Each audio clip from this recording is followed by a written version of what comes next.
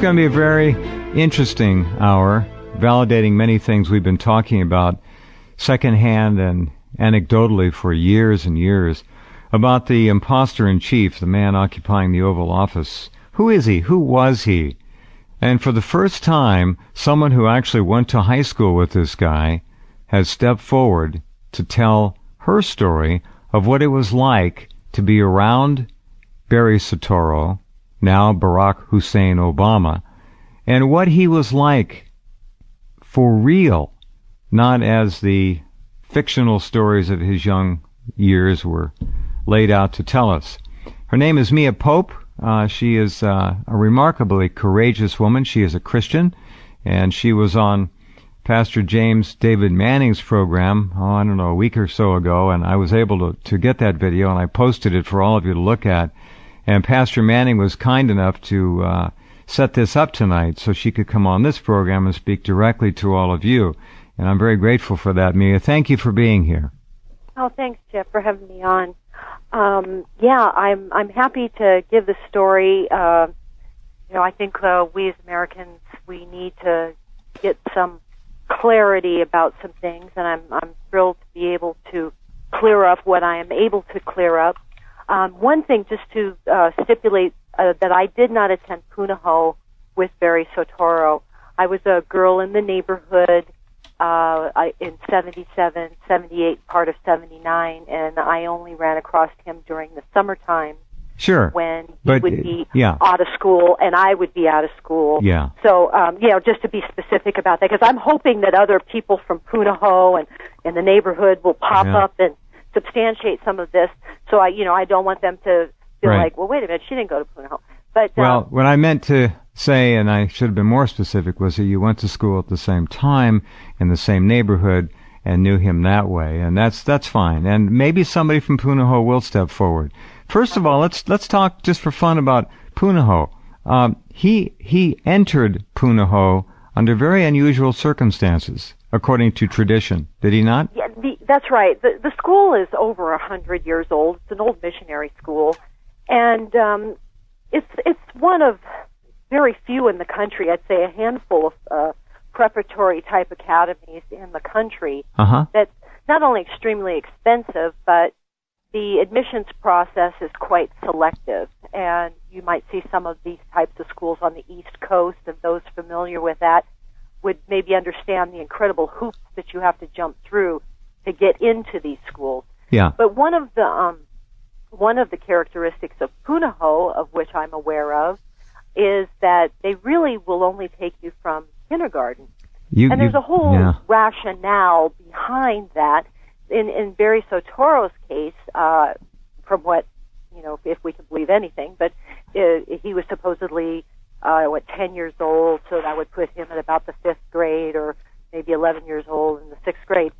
They wouldn't want a student coming in at that age simply because a child that age would bring other influences, their experiences and that sort of thing. And, if you have a rogue kid in there, can kind of infect the other kids. So there's they have this kind of a philosophy where they really kind of prefer to groom you from kindergarten on.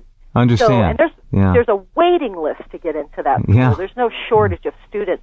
So if you figure that each one of those classes is full, so for Barry to have just waltzed into Punahou like that, and I'm just giving my testimony, and those who know Punahou, and I certainly know a lot of people there. Yeah. I've even had a couple of boyfriends that have come from Punahou, and it's really an unheard of thing.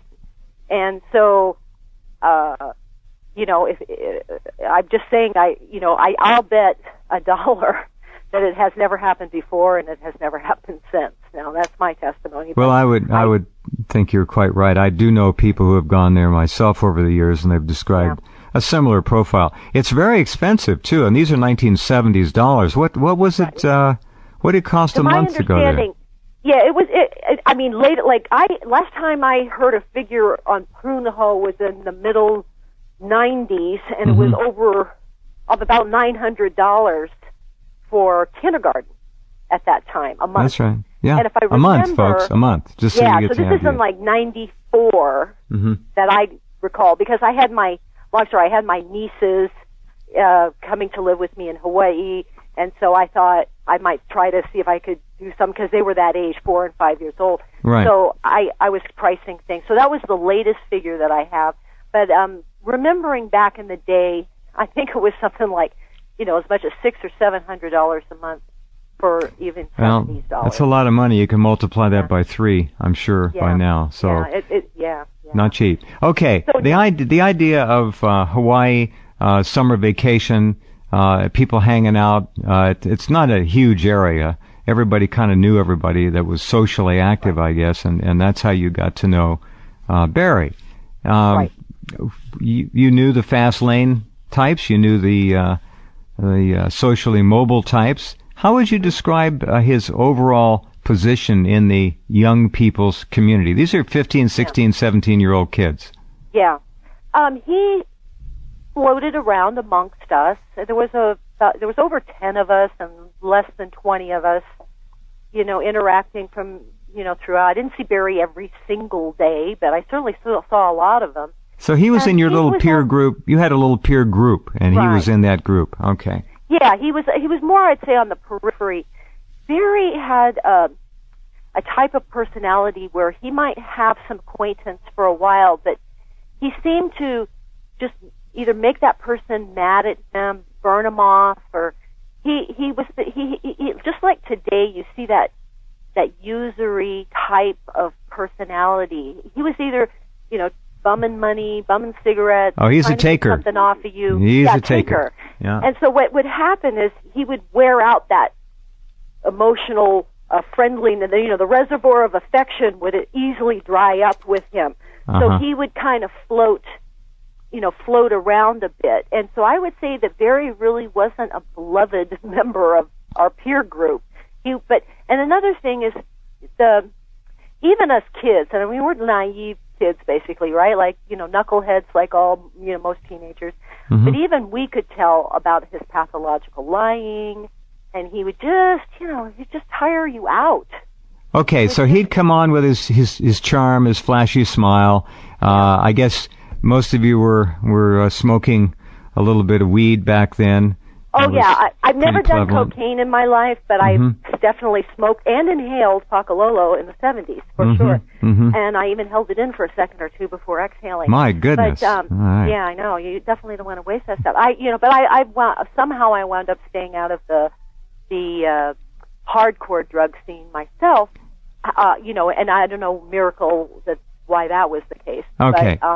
But it was all around me, and there were certainly people around me that did harder drugs. Now, let's talk about Barry's sexual orientation then. Yeah.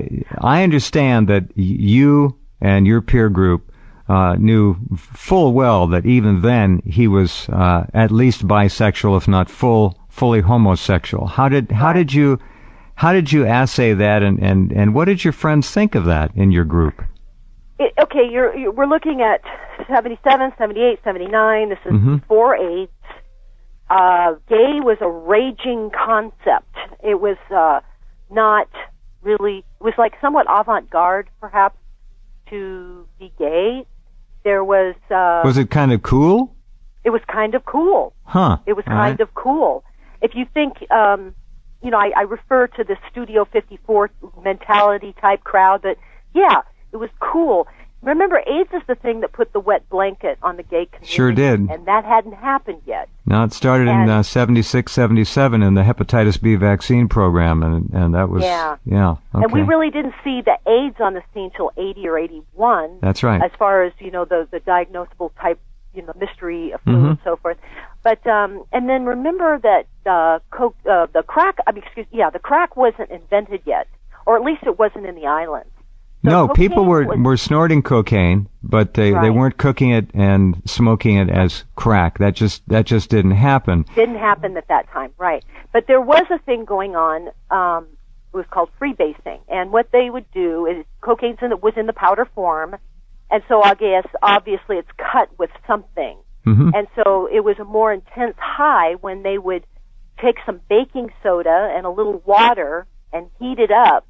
And then the baking soda would adhere to whatever the thing was cut with, like lactose or whatever the heck they're cutting the thing with. Yeah. So it would give you like flakes the actual pure cocaine. That's how you could separate the cut with from the real cocaine. Little and chunks. then they stick that in a pipe and smoke it. Mm-hmm. Mm-hmm. Yeah, and that's what Barry seemed to like to do. I'm not saying he never snorted. He may very well have, but I'm just saying. Did you guys see him do this? Yeah, I'll tell you what I did see. I'm going back 36 years, 35 That's okay. years, 34 we understand. years. Yeah. So I'm doing, but I recall Barry's lips used to get really dark. I mean, like 3 or 4 or 5 shades darker than the rest of his face. Now, there's a physiological reason for that. The cocaine residue restricts the blood flow to the tissue. Uh-huh. So when a person of color does that, the lips get kind of purplish. Darker. Yeah. Kind of purplish, right. Mm-hmm. And so I remember that, see, Barry's kind of convenient like that. He wears a sign for you when he's hitting the pipe hard. So I remember we could always look at him and go, Barry, hitting the pipe. Because there are times when his lips will be a relative similar color to the rest of his face. Mm-hmm. And then when he's hitting the old pipe, his lips get really dark. Looking at him now, Mia Pope, do you see evidences of cosmetic surgery to his nose or were his lips made any smaller? There's been talk about that. Yeah. You know what I can tell you is that I think Barry has either had his teeth capped or had some veneers put on. Okay. Because his teeth weren't crooked, but they weren't perfect like they are now. Yeah. Right. They weren't that denture perfect like they are now. And if I recall, I think his incisors, that'd be like the equivalent of a canine. Uh-huh. I think they stuck out more.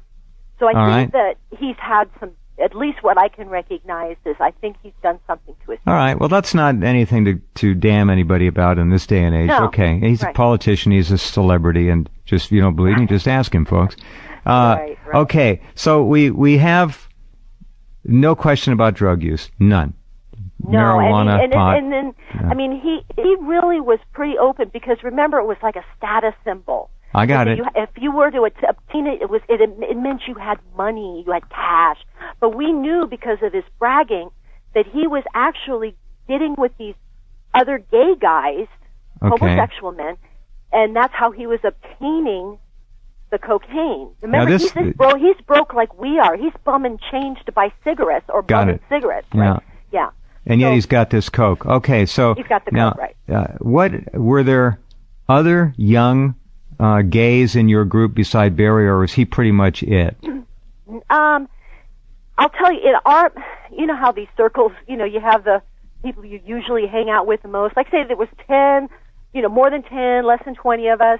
And sure. Yes, there were some young gay guys, of which I got along beautifully with, as a female, right, non-threatening kind of thing, Sure. And I was always like friends with the fat girls and the gay guys and that sort of thing, which whatever. But there was some gay. Yeah, there was. Was Barry part? Did they hang out experimentally? Did they hang out together, the gays, Barry and the others?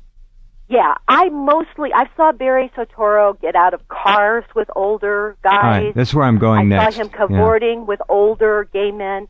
There was a place on Kuhio Avenue. It's spelled Kuhio, Kuhio Avenue. Mm-hmm. And it was located near where Hamburger Mary's is, so if any local people are listening, and that would be in Waikiki.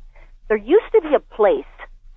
Now, at 14, 15, and 16, I still look like a baby, so you would have carded me immediately. I never could get into this place. Mm-hmm. I don't remember what it's called, but maybe some people from Hawaii can, jog my memory of what this place was called. But anyway, but Barry, he was already like 16, 17, and he would dress up in his little, funky disco, G-stringy looking. You've seen the pictures of him in drag, haven't you, Jeff? Yeah. So he'd actually dress. He'd dress like that, and he'd go to this place and interface with these guys, and they were grown men.